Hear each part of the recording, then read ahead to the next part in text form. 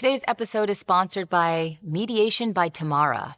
Not everyone is on the same page when it comes to divorce. Having a mediator that gets you can help with making quick decisions and letting go of the things that will only slow down the process or wear you down. As a therapist for 15 years, Tamara witnessed many couples headed toward divorce. She heard about the pain and despair involved and believed that there had to be a better way for couples to move forward without feeling completely depleted from the process. Tamara watched couples become drained from countless phone calls with lawyers and endless fees, thinking this was the only way to navigate divorce. She found this led to months and even years of fighting, arguing, and hitting dead ends. Tamara recognized that if communication was handled with more empathy, compassion, and attention to the emotional roller coaster involved, it could help couples move through the process more seamlessly. An amicable experience is better for everyone, most importantly, children. This can be you. It doesn't have to be hard. It doesn't have to be ugly. It could work for you. Contact Tamara if you want to do divorce a better way. You can find more about Tamara on Instagram at Mediation by Tamara or visit tamaragestetner.com. All of her information will be in the show notes. Welcome back to Life Unfiltered. Today's episode features my younger sister, Aviva Morgenstern, the baby of the family and the youngest of 5. And that's really the place she's last in because she's the hardest worker and overachiever I know. Aviva holds a position as Senior Manager, Compliance Program in US and Canada for Crypto.com. She also completed her law degree last year and passed the bar while working full-time. She's volunteered for the Uncontested Divorce Project, advocating for underprivileged women. Additionally, she sat on the board for ORT and their younger chapter, Next Gen. This semester, she will serve as a mentor with UJA CUNY-Hillel chapter and is hugely active in her local Chabad. I hope you love her as much as I do. Enjoy. Welcome in, V. You are the third family member to grace Life Unfiltered podcast. Well, they do say third time's the charm, so I'm here to wow. I hope so. This is super exciting. I've actually wanted to have you on the pod for a little while, but I just wanted to wait till you had a few more accolades that I could throw in that bio. And since you've had a very busy last couple of years, this was a perfect time because now I could show off even more. You were here for a visit. I thought this was perfect. So thanks for agreeing to do this because this is probably not your favorite thing in the world. Not my most favorite, and I'm not going to lie, full disclosure, I'm a little bit nervous. Are you? Yes, a little bit. What are you nervous about? I think the internet's the interwebs are an interesting place. You know, your opinions go out there and they're solidified where really we're fluid people with opinions that change and evolve, where sometimes they get set in stone and you always have to be identified with what you said at that time. So it's always concerning, or not concerning, but you have to be really careful what you're putting out there these days. Yeah. That's really thoughtful. I don't think about that because I think it would freak me out and I would never do any of this, but you're right. Like the internet is such a place where whenever anyone becomes famous, they pull up your tweets from 15 years ago. And a lot of people say I'm not the same person. If you look at any of us from 15 years ago or 10 years, even last year. Right. There's a Instagram personality, her name is Tinks, and she says we should have strong opinions loosely held. Right. Because we're ever changing. So, right. All right. Hopefully no one's going to hold you to anything you say for the rest of time. Kicking off strong. What was it like growing up in our family, having me as a sister, being the youngest of 5? What was your experience growing up? I think most of my childhood was a lot of fun. I do remember having a good time. There were pros and cons for having you as an older sister, as you can imagine. I will say... Say more. Or say less, depending. So having you as an older sister, you always made things very exciting. It was always, adventurous. And you had the ability to take a mundane day and turn it into something creative and interesting and exploratory, and that was a lot of fun being a younger sister and having that around me all the time. But with that same strength also comes, it's difficult to come after that. Right. And you were opinionated and strong-willed, and you wanted certain things a certain way, and so being the younger of that can come with its challenges. Well, firstly, thank you for saying. Never realized that I made mundane things fun. That's such a nice, that's so nice that that's your memory of me. Like, I so appreciate that. And I think it's interesting. I mean, you grew up strong-willed as well, but what's interesting, you're so strong-willed. You have very strong opinions, loosely held or sometimes not. But when it came to our dynamic, you always let me lead the way. Like you were, and maybe that was a younger sister thing, 4 years younger, but also I think you were like wise enough to know like this is the path of least resistance. Yes. Like even then you were yet wise about it. But it certainly didn't, I think like it didn't stop you from becoming a very strong-willed, Right. like you developed all of that, which is good because I Yeah. think some younger siblings don't, right? Right. Like they forever stay. But I had my outlets, right? Like I had my friends and I had my school experience, right? Like when we went to school, because you were 3.5 years older than me, we didn't really cross paths a lot. Right. And so I was able to kind of develop my own personality and my own identity, without you there. It was also, it was fun to let you talk and do your thing, because like, for instance, I always remember this flashback, Shabbos day, Sabbath day, for those who are not familiar. Yeah, thank you so much. How many times do I have to always tell my guests, can you make it friendly for everyone? Yeah, we would prep for lunch. That's right. Before our father would come home for lunch after synagogue. And we were charged with making the pickle plate. Like somehow that became our job, which you then foisted onto me. And you would just entertain while I would cut the pickles and put them on the plate. And as I would cut them, you ate 50% of them. I remember eating all the pickles. We went through like an entire jar for one meal because you would just eat all the olives and all the pickles. Yes. And you like the pimentos especially. I love the pimento. So we would have a ton of olives with no pimentos. And I just remember like you'd be sitting there and I'd be like working away, slaving away, and you'd be like, shooting the shit. Not sure if we're allowed a lot of swear on here. Yeah, you can swear. That was the original work smarter, not harder. Yes. But, I didn't mind because also I liked the being busy and I think you liked the entertaining. And so we were a funny duo. Yeah. Because you were 3.5 years older, but we were the same size our whole childhood. That's true. Yes. And we were always like, it was always me and you because the two siblings above us were boys. Right. And our older sister, Rachi, was 4 years older than me. Nearly 8 years older than you. So she's a really different genre. So and I'm sure you had the same experience of our childhood. Like it was me and you. Yes. Always. Right. We did everything together. We did our activities. We got signed up for extracurriculars. I mean, up until a point, like we were doing everything together. So that was like just a really, we were like little built-in buddies, Right. Yeah. but 3.5 years apart. We grew up in the same house with the same parents and the same siblings, and yet we are wildly different. Right. What do you think some of those factors that contributed to that are? And for instance, you say project, I say project. Yes. We both grew up in New Jersey. Right. Like, what do you think some of the factors are? So I'll deal with the project Yeah. thing first. At very formative years, I was in Canada. Right. And I went into my first career, my first real job, Right. where I was dealing with people, where I wasn't in a corporate structure where I was saying project all the time, right? So I learned these terminologies. I don't associate project with an art project in school. I'm associating a project with like, we're building something, Right. a product, and this is, what we're doing with it. And so that's what I associate with it. So I didn't, for me, that's just how you say it. Yeah. And it was what people were most comfortable with surrounding me. And so Right. and for 7 years, I was saying it at a very formative point in my life. Right. And then to answer why are we so different, right? Like, how did we get to this place? I think, first of all, we are just born different. Yeah. You can be in the same family and I take vastly different paths. Totally. I think also, as as a mother, you're gonna parent differently. Different children will have different needs. And also your own biases. Yep. As a mother. Yep. Where you would, be more strict with somebody, you're more lenient with another because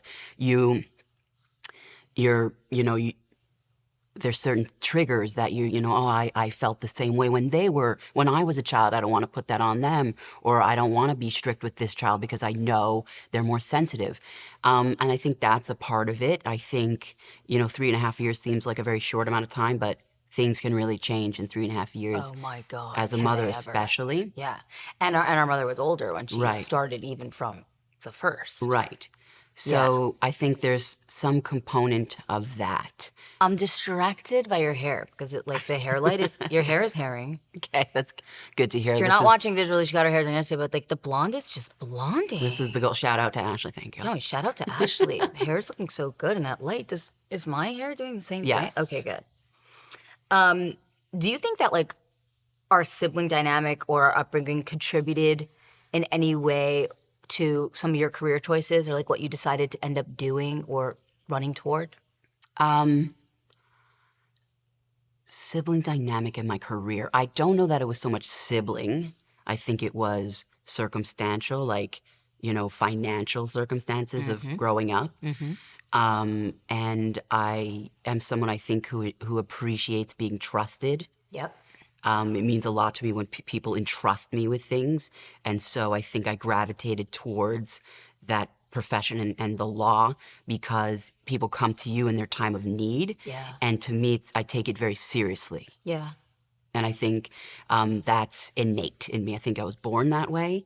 And I think watching, family and our, people around me, in times of need and not having someone to turn towards, Right. made me think, I don't ever want to be in that position, and I want to be that for myself. Yeah. And then for the people around me. I love that. You're the second lawyer I've had this week, and it's just so interesting. Her answer was, I like arguing.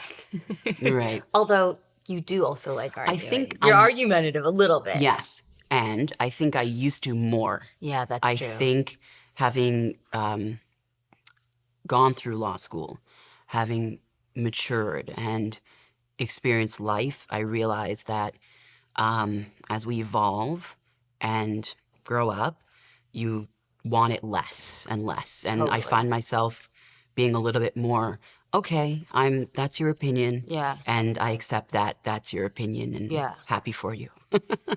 Talk to us a little bit about your career through how you got to crypto.com. Tell us, because you did a lot, you did some anti-money laundering. Talk to us a little bit through your trajectory of how you even got into that whole sector. Okay, well, as I like to say, you don't find compliance. Compliance finds you. Compliance never found me. Right, I mean to say, Makeup if did. you end up, yeah. If you are a person who end up in compliance, you're not, a little toddler or a 5-year-old going, when I grow up, I want to be a compliance professional, I don't think that you even know it exists. So Right. it's something that, if your talents lend itself, you will eventually find your way to it because Yeah. it's an area where there's great need. Okay. And it's not What is compliance? right. It's not sexy. So let's see. What is compliance?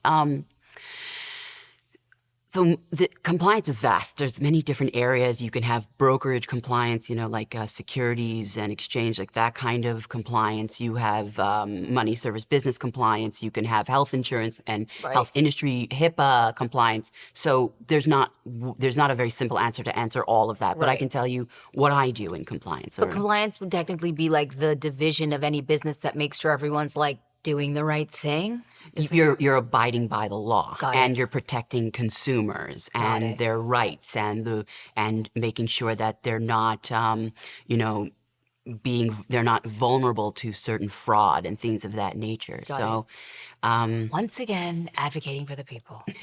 Yes, and also protecting the company to make sure that Right. we have the rules and the policies in place and the procedures and the products that we're developing are, in line with these rules and laws. When you're marketing to people, are the disclaimers visible? What size is the font? Could it be misleading when they're reading it? Are there could it be misunderstood that it's, they're certainly going to get 12% return, or is it up to 12%? And these things, they make a difference, right? So there's things like that. And then there's compliance of anti-money laundering and terrorist financing, where we are, safeguarding people in the company to make sure that we're not, inadvertently laundering illicit funds. So To like Hamas. potentially Hamas, right? So, Right. when October 7th happened, a few more names got added to the list, of sanctioned individuals or sanctioned entities. And there's a little bit more scrutiny around it to ensure that funds don't get sent or received by these individuals or entities. Does this work? Like, are you passionate about it? I think this is something that everybody asks themselves in their work. Yeah. Am I passionate about this work? Do I love it? I think more than the work, it's important who you work with. That's true.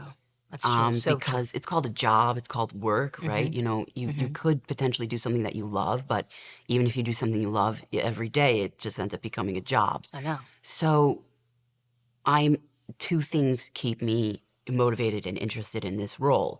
One is that I'm in a industry that's burgeoning. It's new, and Yeah. I'm at the forefront of it. So crypto is new, and it's the landscape is evolving, and rules and laws have not yet been promulgated. So we're still figuring out what's the landscape going to look like. Yeah. We can guess. We have banking partners, and so we're abiding by certain laws and certain rules, but we don't know for sure what it's going to look like in the future. And so that kind of keeps it interesting. And then the second part is the who I work with. Yeah. So, I have a great manager who gives me a lot of autonomy. Yeah. We love her. Yes. Shout we out to do. B.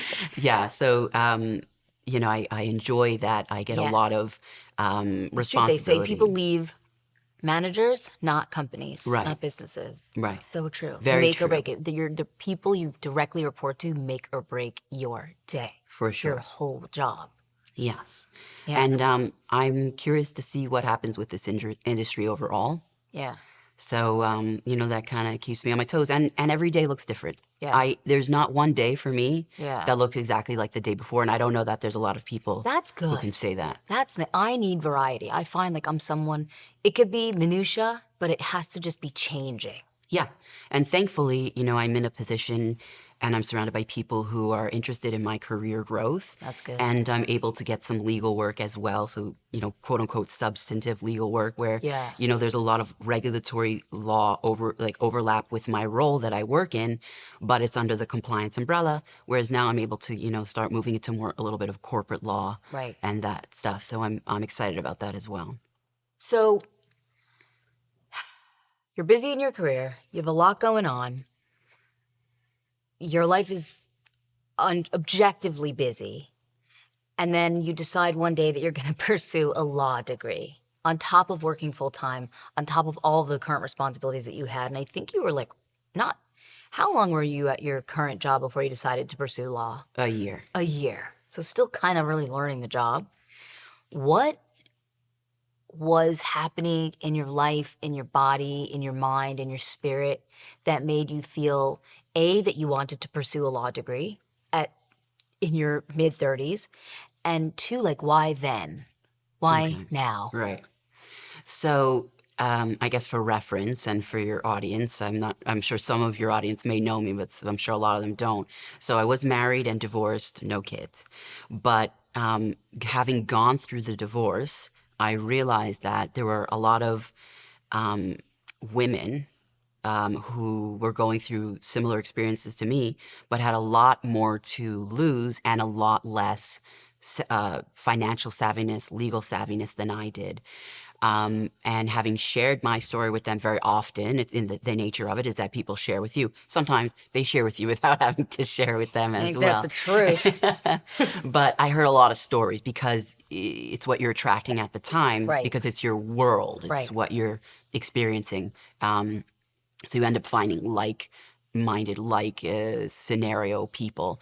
So having realized that there were so many women out there who just didn't understand their rights, going through this. Yep. Like that there's a matrimonial home that, you should not move out of it. If you move out of it, you could potentially be giving up, certain rights to the proceeds. Now, I'm not the disclaimer, I'm not a family lawyer. I don't deal with We divorce dealt with law. that earlier in the week. Right. That was the episode before this. And so I don't want to purport to know what the rules are, but I knew enough that, they didn't have to move out of a home, even if their name was not on the Right. mortgage.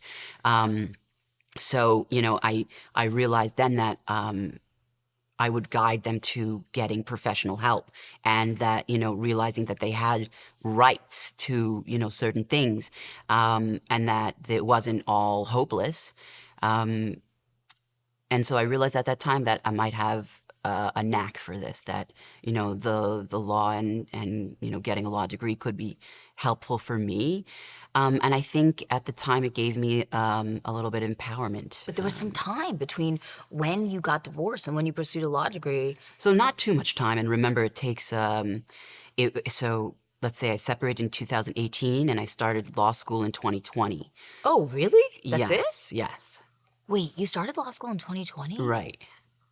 Oh my God, I did not realize how long you were just in school for. So I had to take the LSAT. Well, Right. first you have to study for the LSAT. Right. Then you have to take the LSAT. Then you have to apply to law school. And then you have to get into law school, then start law school. So that process could take a bit of time. Yeah. Okay. Go back to, I cut you off when you were saying a little bit of like empowerment. Yeah, so there was a sense of empowerment. It was, when you go through a divorce, as you know. What are you trying to say? Because I've gone through so many divorces. Just one more than me, but, it's 50% Yeah, but more. but I'm only 39. Right, Like, true. yeah. No, right. So when you go through a divorce, you feel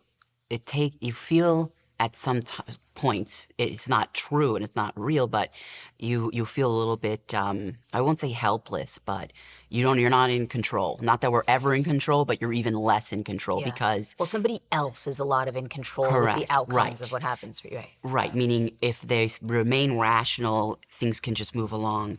But if they want to make it difficult, it's very easy for them to do so. And that to me was really difficult to accept. Yeah. And difficult to experience. Yep. At that point in my life, I thought I wanted to go into family law, something that I could really impact women's lives and help them. But I realized, having, grown older and wiser, that there are two sides to every story. It takes two to tango, even, doing the introspective work in my life, in my divorce, realizing how I contributed, to the situation and the experience as well, what I turned into as a result of what I was going through. And I think that I'm someone who really, absorbs like people and their feelings and emotions. I realize that it would probably be a little bit too much for me to go into that full time. Yeah. And you have to know, as you say, know thyself. Know thyself. Yes. And so I realized that I wanted to leverage my existing experience, because for some reason, like deciding to go to law school in my early 30s, that was going to be a good idea. I tend to take the most difficult path forward. The path of most resistance, because, I was told this is where the growth happens. And yes, there is a lot of growth in the road less traveled, or the more difficult road. But wisdom also, shows that you can have growth at all times, in all kinds of paths taken, and that you don't always have to take the most difficult path and the most uncomfortable. So, But don't you feel like the greatest leaps and bounds are in those deeply, like, from what I've experienced from you as a sister, like those law school years have been your most transformative. For sure. And you were pushed to your max. Like, tell us a little bit about what that was like, because I knew you through that time and you were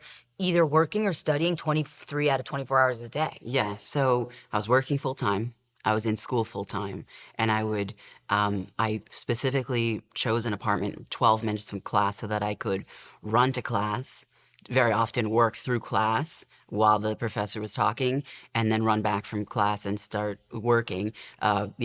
From the moment my eyes opened in the morning until the moment I went to sleep, I was on the computer either doing work, or schoolwork, and reading right before class, or doing an assignment the night before, or whatever it was. But there was never not something to do. Never not. However, I thrived. I thrive in those environments where I am constantly at work and constantly productive.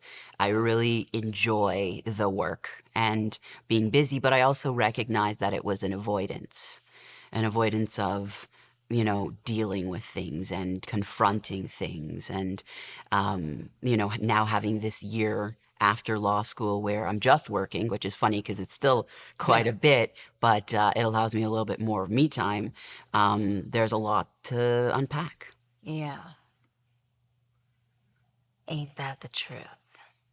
But I mean, I'm not saying you have a lot to unpack. I'm saying Yes, it's just so, because I was thinking, like, what is that about? Wanting to be so busy, wanting to produce. What's so interesting to me is I'm only just referencing this because it was just this week that I spoke to another lawyer, and I hear so much similarity. And she's like, I like to produce, I like to be busy, I like to work. So there is a trait that lawyers have that's innate. Because if someone would say to me, like, you need to pursue a law degree, I would just jump out the window, like, absolutely not. I'll just end it all here right now. There's no way. Right. But there is like a strain of a personality of like an industrious workhorse. We like to prove ourselves, I think. Yeah. And What's that about? First of all, I think being the youngest of five has something to do with that. Well, you could answer that in the first question. It's organic. Yes, I can't force it. It's always evolving. And, I think being the youngest of five definitely had something to do with that. And, however, I do speak to a lot of people about, I talk to people. I want to really know people when I speak to them. Some people enjoy that. Some people don't, take it or leave it. But what I have realized is that that's not normal. It's this always wanting to, do well and survive and thrive and grow. And I have a growth mindset in general.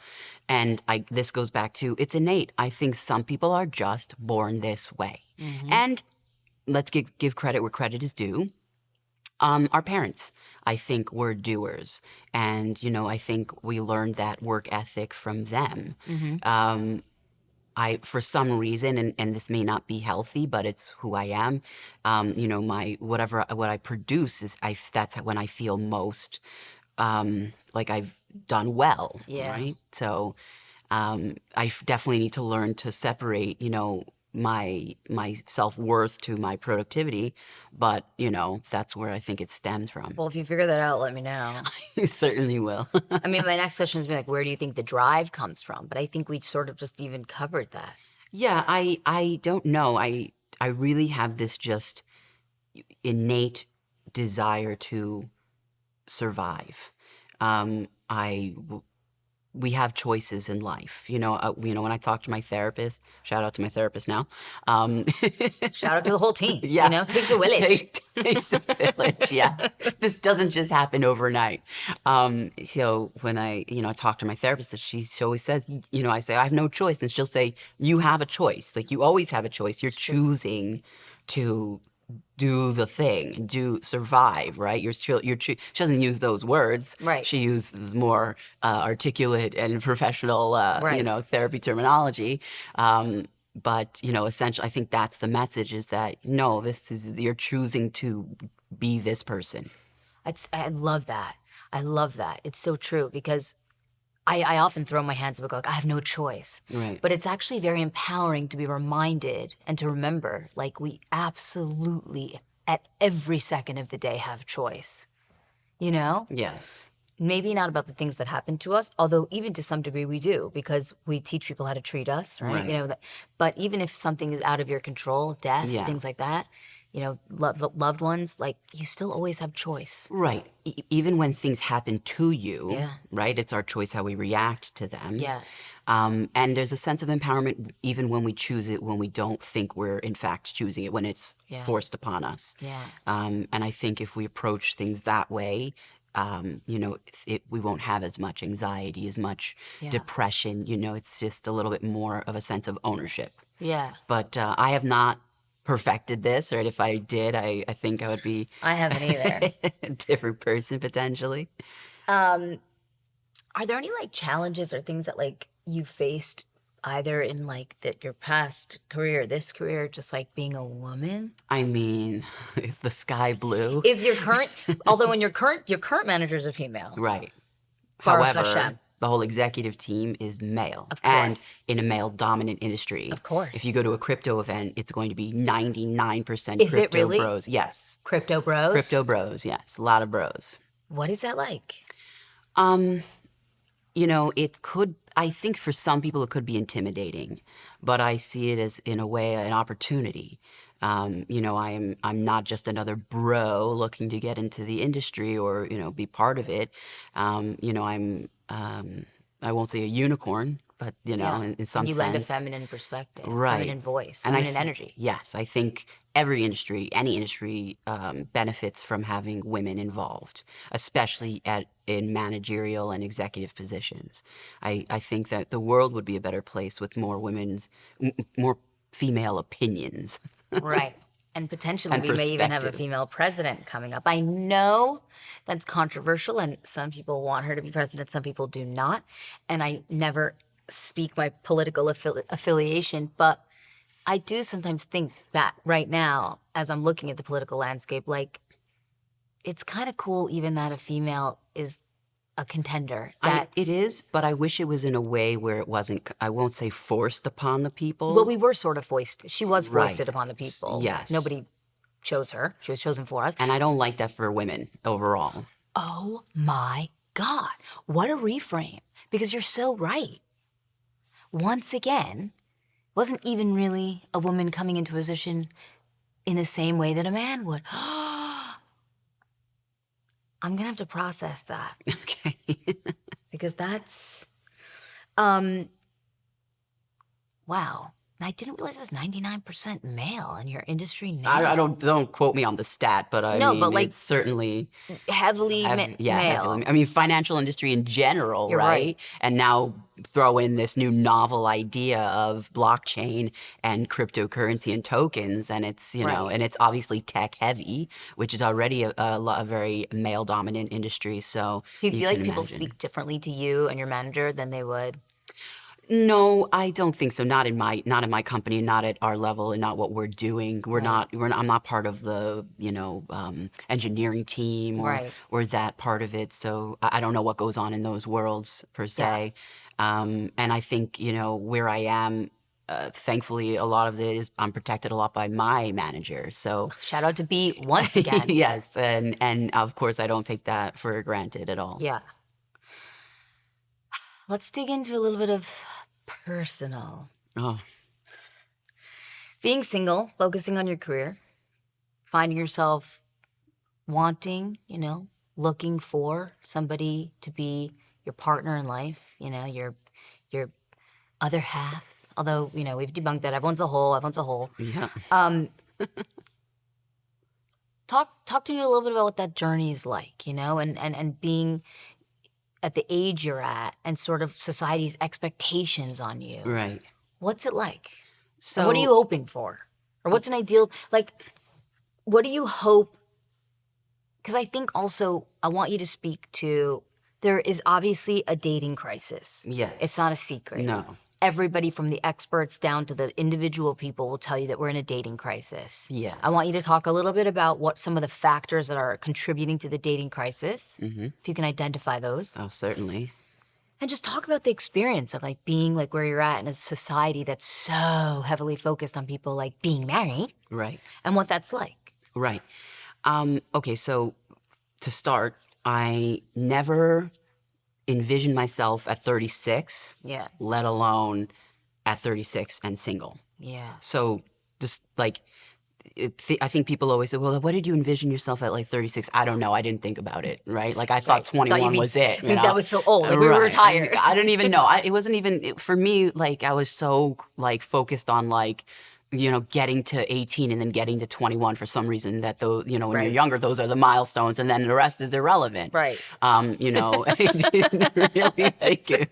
And especially growing up religious, we didn't have career talk, right? Right. So it wasn't like, when I'm 36, I want to be, such and such in my career. Well, they do now. I feel like in our generation, it was not now. Like the Orthodox community, careers are so much more of a focus. Yes. Really was. Back in our day, back when I was growing up, going to school But uphill both ways. We joke, but actually, really was a different landscape Yes, even yes. 15 years ago. 100%, Yeah. 100%. It was a totally different world. Yeah. You cannot compare our community today to what it was. It's like actually a whole different religion, I would say, in some Agree. ways. I agree. I think we would be very different people had we been raised in this day and age. But Yeah. Even if you look at like the way they are approaching gets. Yes. Back then, it just was what it was. Now you see protests and Right. speaking out and people Right. asking people not to have sex with their husbands. You know what I'm saying? Right. Like, so there's a Right. whole thing. Yeah. Okay. I mean, let's not even get into the get conversation because that's a whole podcast in and of itself. But It we'll will leave be. that to the experts on social media.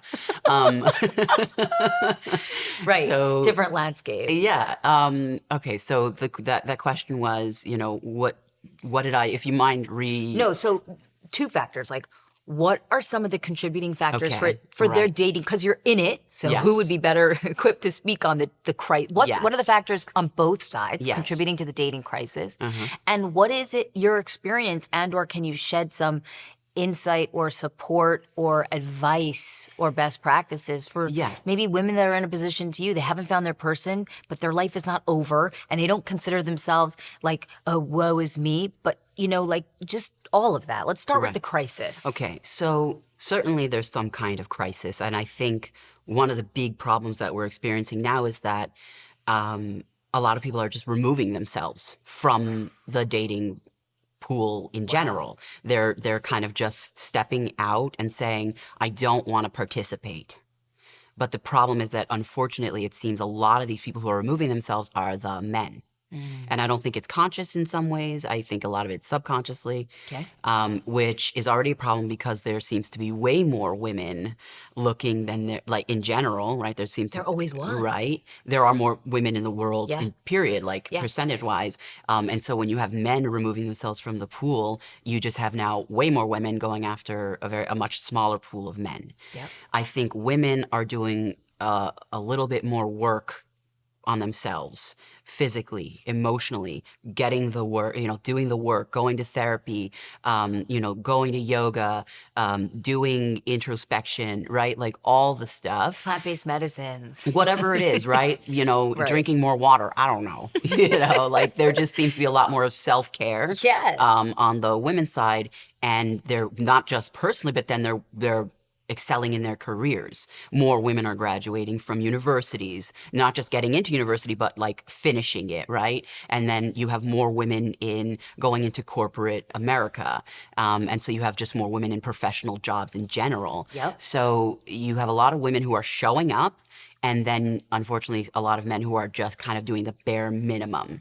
And it's kind of creating this, there's not enough men who are pursuing better lives or pursuing careers that are compatible with women, because women typically want to marry someone on par or who are doing better. They certainly don't want to date someone who's doing worse, not because of the financial implications of it. Right. It's because Speaks about volumes about who they are. women mature faster than men. Girls in school, right? Like we're talking from early ages. We're already seeing studies that boys are falling behind sooner in school these days. So, you always want someone who's pushing themselves because you already know as a woman you are going to probably Have to push them even more. right, and evolve. We evolve very quickly. Yeah. And this is not. I'm not shaming men. Right, No. I'm not here. I think that there's a war on men in a lot of ways in There America. is. What is masculinity? How do they show up? What's being too aggressive? What's toxic masculinity? And I'll say this for men. I feel for you. It's rough dating out there because women are cruel and they're Yes. mean. Instead of just saying, I'm sorry, I'm not interested, or, like, no, thank you, they're just being straight up mean. Yep. And I can't imagine what it's like. And the expectations. Right, Like if you're yes. not making a A ton of money, if you're just a guy bajillion who's like working hard. and they're not 6'5", and they're Yeah. not, some kind of like multi-millionaire. Yes, or their families don't have There's some money. Right. crazy expectations by women that they expect men to live up to, and vice versa. The men have these crazy expectations. And I think a lot of this had to do with, I don't want to be like the COVID person. I feel like COVID really ruined us. But unfortunately, there were a lot of years where people were out of the social scene. Yep.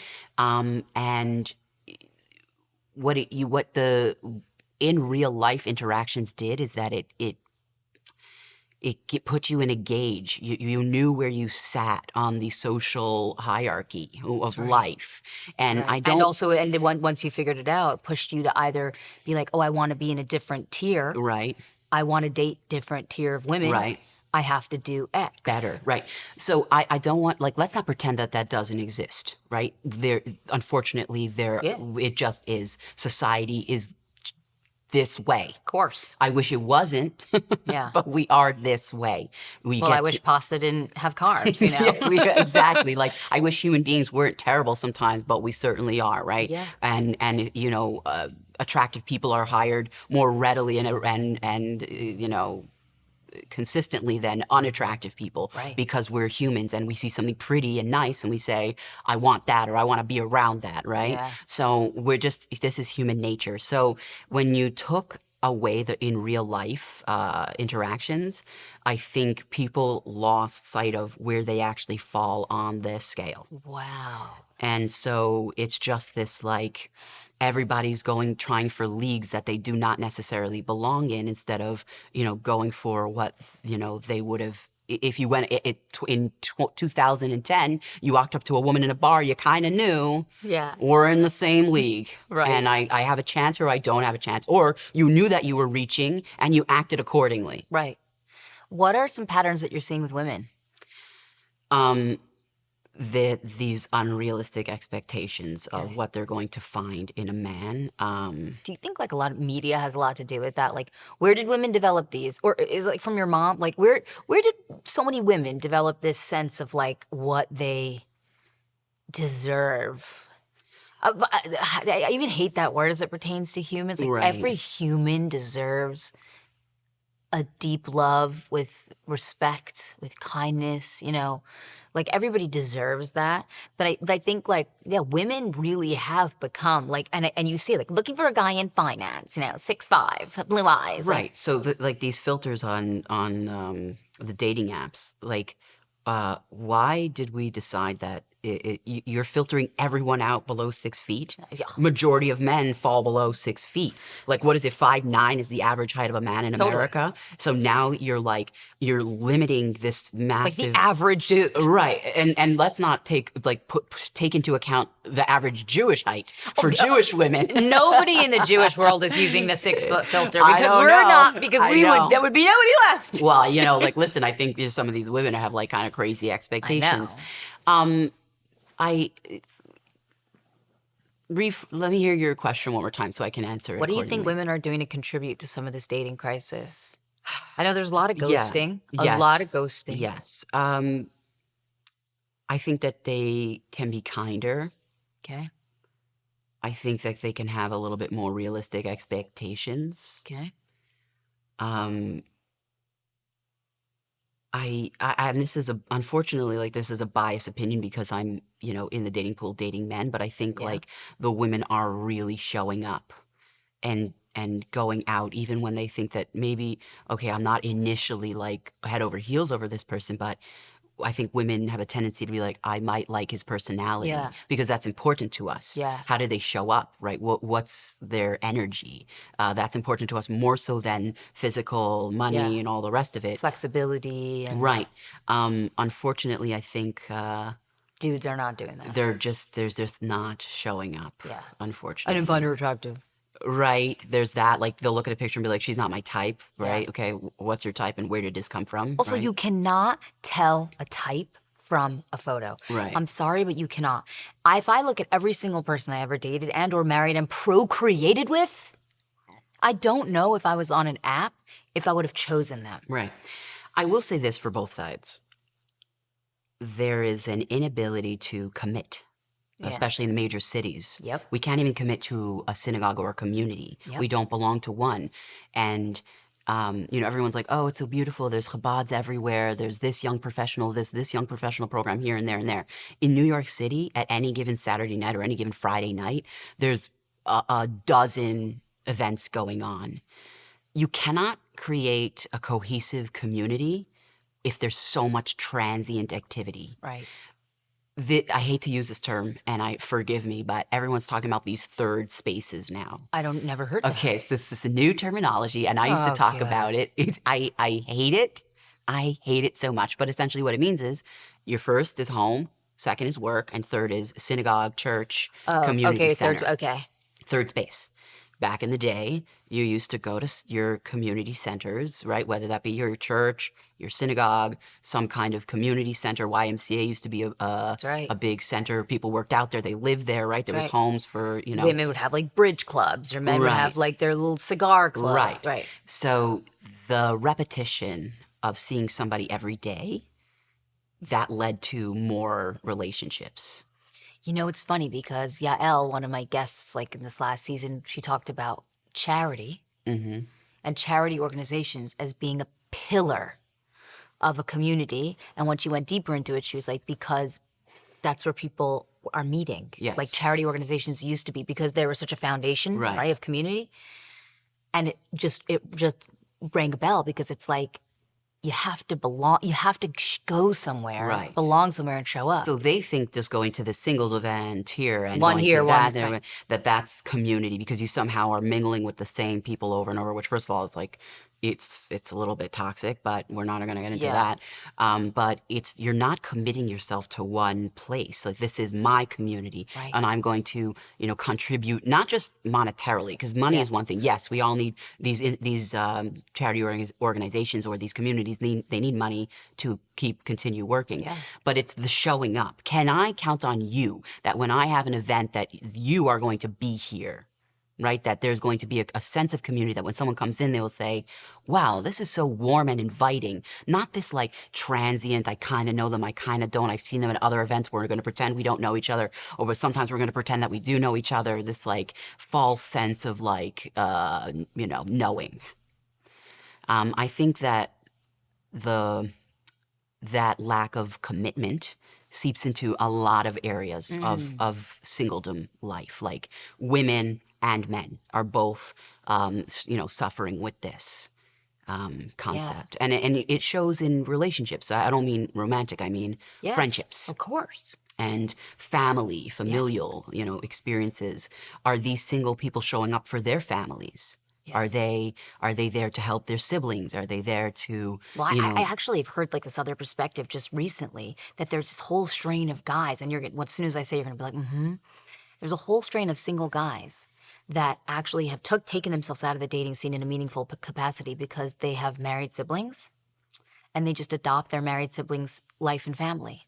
They Right. participate in their holidays, in their get-togethers. Their children become their pseudo-children, it's and they're just the not- fun uncles. that's not reality. I know, but I'm saying that's what, Yes. like, I think, because you said, are they participating in their families? I think there's a whole other strain But of not- like but single the- guys that like have these pseudo Yes. families that take them, because they're like, oh, I mean, I'm just happy to hang out with my But brother and his kids. Is it in their time? Are they doing it when the sibling needs them? Or are they doing it when they want to be there because it's a holiday, or they don't want to be alone on a weekend, or That's right. whatever it Just is, had this right? talk with someone. So it's I think there's a lot.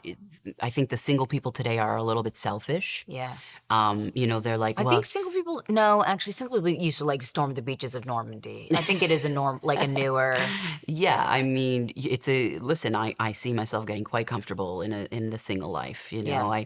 I do what I want when I want. I only have to worry about myself, all my decisions. Now, there's a flip side to that. I don't have a sounding board. Yeah. I don't have anyone else to consider. So that gets a little bit tiring too. But it's easier. There's a Right. lot more pros than there are cons in some ways. So what's like your feeling about the whole thing now? Where do you sit now? I have no control Yeah. over the situation. I have to, there, I will reiterate, we have no control over anything. Right. There are some things that we can do to move towards something, or that we can help ourselves, if there's something that we want, right? I wanted to earn a law degree. Applying to law school, going to law school, and doing the thing would help me achieve that, right? Yeah. I could not control if I, God forbid, got ill during law school or failed the bar exam, right? Like, there are certain things that are out of our control. Yeah. Yes, I could study, but what if I got the flu the day of, or I was, my brain fog? Who knows, right? Right. I think there are things that are out of our control, but there are things that you can do to help you. But in this sense, I don't know that there is literally anything else that a lot of us single people can do to, we're going out, we're on the dating apps, which are a disaster, which, by the way, is also contributing to No shit. the I crisis. hate dating apps. If it was my world, if I became Right. president tomorrow, I'd ban dating apps Right. immediately. I understand Some of that. the laziness that we're seeing Right. on both sides Yes. is the apps. Yes. Too many people, too readily available, too easy to dismiss people, too easy to swipe, too easy to filter Right. things out. But nobody's actually using them. I know. So they think they're being productive because know. they have a profile. Totally. But they're not going on dates. That, like, psychologically, you've already dismissed the person, even if you are trying to talk to them. Yeah. So And dismiss them so quickly. But these are the things that we can do as single people today to try and work towards finding a partner, right? Yeah. So, showing up to events, being that, doing work on yourself to open yourself up to possibility and potential, doing work for trauma healing from past and triggers and things of that nature. And so I'm doing all the things. Yeah. And there's a point where you just got to say, I got to let go, right? Like, this is so totally out of my control that it's going to take a miracle. What are some traits or like things that you are looking for in a person? I think, From most important. right. So I think I would never expect something from someone else that I have not tried to do for myself.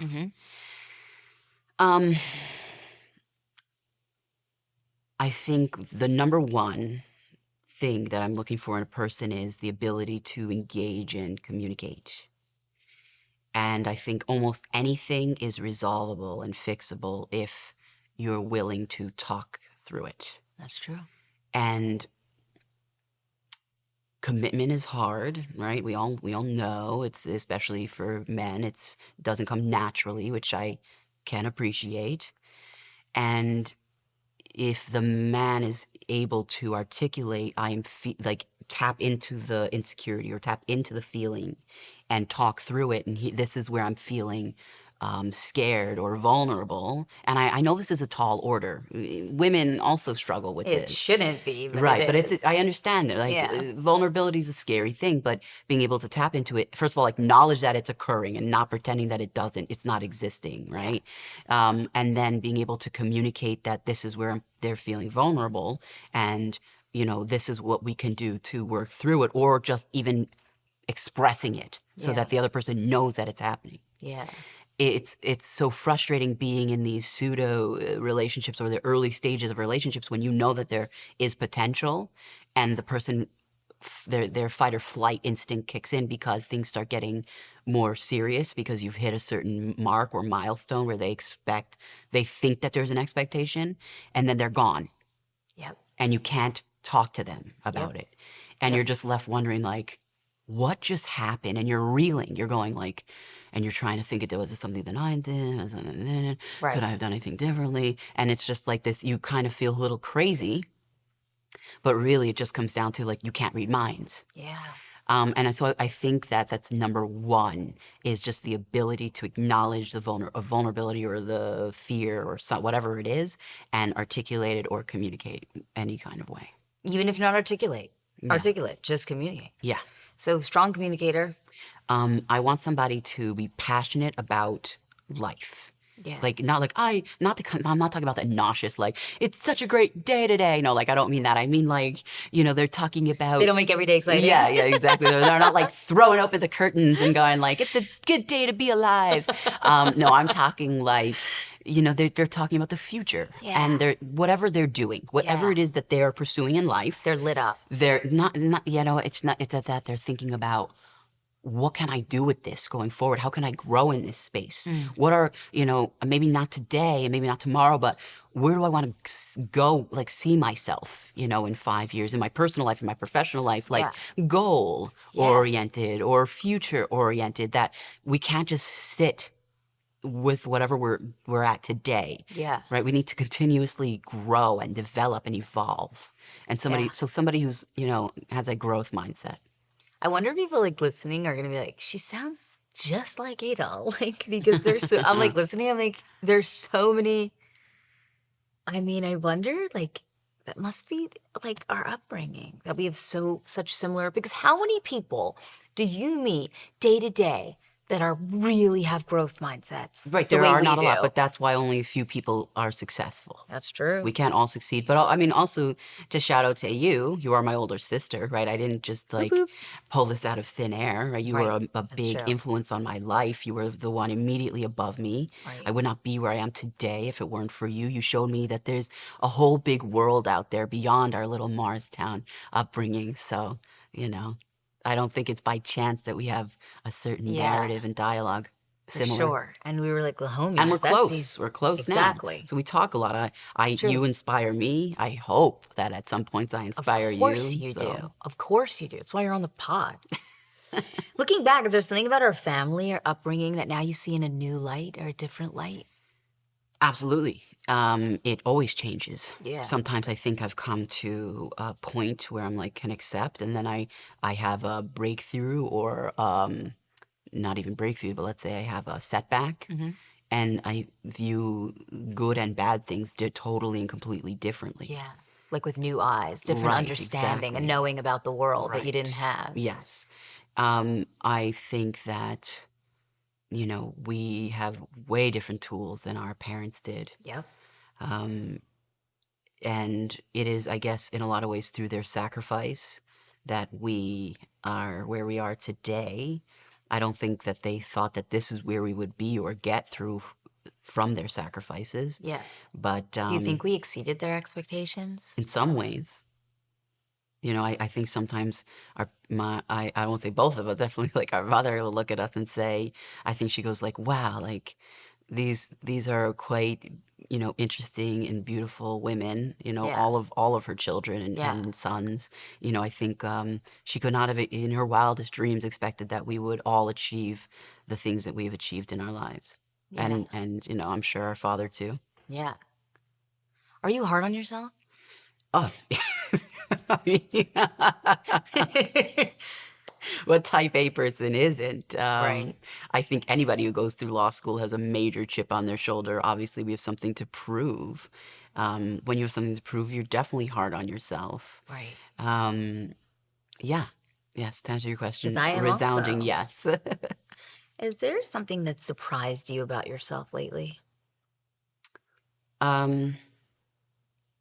I think so. Yeah, yes. I feel like the law school experience, like when I saw you endure during that time, like lack of sunlight, like literally lack of just like from the basic fundamentals. You were Yes. like lacking even basic nutrition because I don't think you had time to like eat properly, even from the way Right. you were running from class to thing, and lack of sleep, Not a lack lot of of sleep during that time. socializing. Like you didn't get chance. You did some socializing, but you had to pare it down dramatically because to make time. It was different. I had to be very specific about Yeah. what I chose. I did a lot of networking, and I was going to Yeah. a lot of law school events and legal events and networking events and Jewish, events. So it wasn't a lot of like personal enjoyment Yeah. with my friends and kicking back. It Like, was like yeah. always had to have a function. What did you learn about yourself? What did you find out about yourself? I'm capable of a lot more than I ever thought. Yeah. I'm stronger. Well, I think having gone through my divorce, I learned that I'm stronger than I ever knew.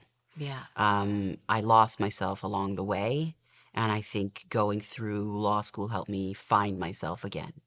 And I don't think that this is it, right? I think I'm going to find myself many times. This past year, I had to, in some ways, mourn the idea that I had of what post-law school was going to look like. I think I romanticized it and idealized it, and I had to let go of some of the those concepts. I think it's like also human nature for survival. Like the same thing with moms and new babies. Like everyone thinks pregnancy is hard. Like, just got to get through this pregnancy. It's like, oh, no, no, no, no. It gets so much harder. But like you romanticize this like being a new mom because if you Right. really had to process how hard it was, nobody would do it. No And it's the way. same thing with like completing law school. You have to romanticize the end because Right. how could you get through it otherwise? Right. But what did you think? What did you romanticize about it? I thought, like, I think that every person going to law school thinks that the industry is significantly different than what it truly is. Yeah. When you get up close to it and realize what it is, it's a lot more ugly. And I think sometimes you think you are a certain type of person and that you will fit into a certain type of role or career. And then you have to just be honest with yourself because I think a lot of new law school grads force themselves into positions because they have student loans Yeah. that they have to pay off. And so even though they realize at that point that perhaps that is not the fit for them, they feel they have no choice but to pursue it anyway. Right. Is there a right? Is there is the hope for there to be crossover with your law degree and your current job? Absolutely. And I think I'm kind of creating that now. Okay. Other opportunities in my current job and working with a little bit of with the legal team on a few things here and there. There's certainly crossover. I don't know that the legal industry is where I want to be forever, but I am absolutely thankful for the way it trained my mind. That is what you're paying for over the 3 years and egregious sale price of law school. God. Like, in what way does it train your mind? So you just are looking at things from a million sides.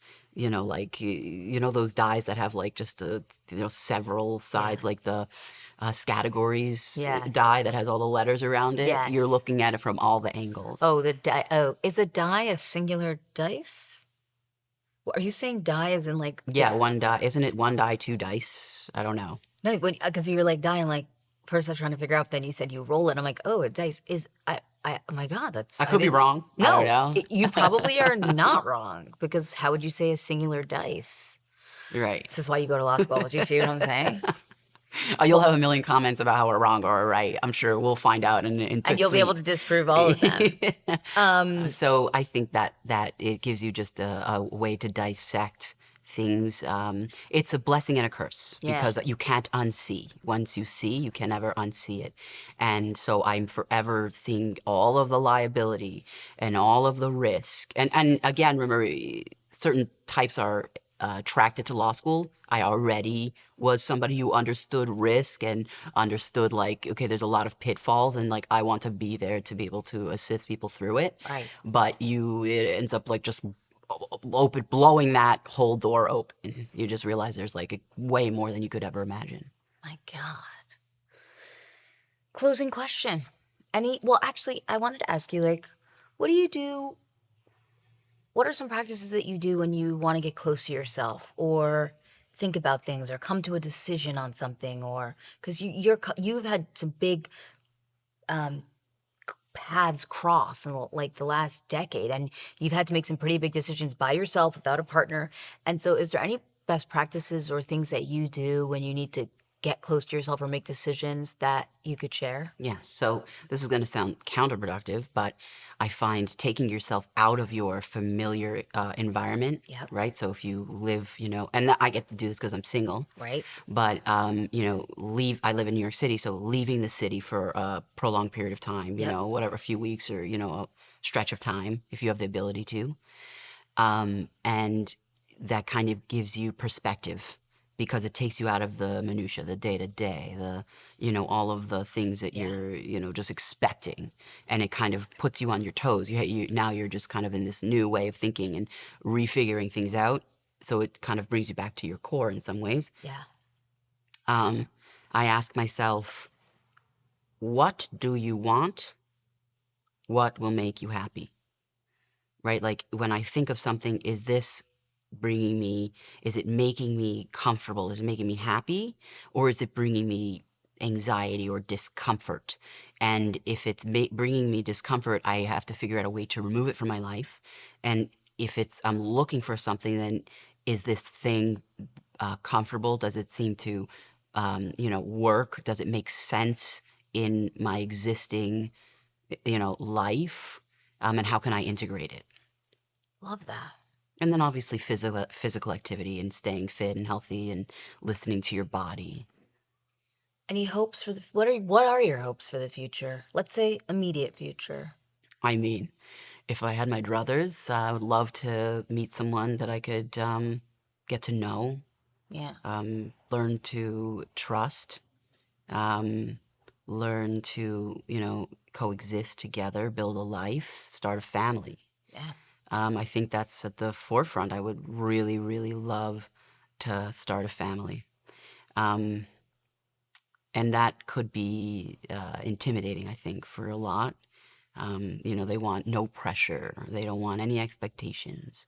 And I think it's important for men to realize that even though women may want this, we don't want to force it. Yeah. If you're not the one, Right. we're not going to push you to Right. have to do it. I think men have this idea that we're just anything will do. Right. Right. If that were the case, I would have already been married Exactly, and had yeah. a couple, a bun, a little, Yeah. couple of kids going. But I want it to be, I don't want to force it, and I want it to be the right thing. So that would be the forefront. And I think continue to get more comfortable with who I am, what I want, and moving forward in my career. I love that. I want that for you. Thank I'm you. holding that possibility for you. V, thank you so much for doing this. Thank you for being open and sharing and saying yes. I'm so glad that you're here, and I'm so glad that we did this. Thank you. Thank you for having me.